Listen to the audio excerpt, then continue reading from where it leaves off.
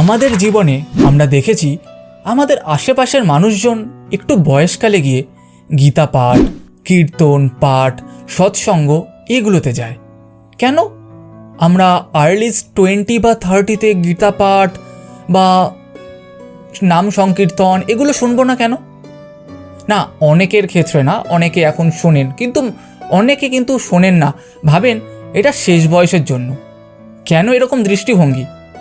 ধরুন একটা এক্সাম্পল দিই, আমরা কোনো একটা ইলেকট্রনিক্স জিনিস কিনলাম, সেটা হয়তো আমরা জানি না কিভাবে সেট আপ করতে হয়, সেই জন্য তার সাথে দেওয়া ইউজার ম্যানুয়ালটা আমরা পড়ার পর আমরা বুঝবো যে কিভাবে সেট করতে হয়, তার ফলে আমরা জিনিসটাকে ভালোভাবে সেট করতে পারবো।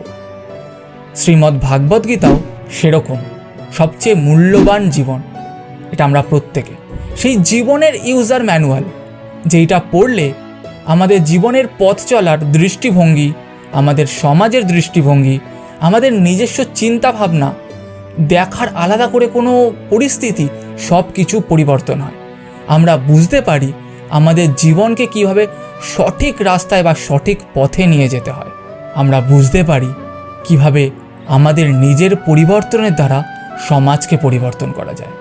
সেই জন্য গীতাকে সাধারণ ধর্মগ্রন্থ হিসাবে দেখো না, এটাকে জীবনের ইউজার ম্যানুয়াল হিসাবে দেখো।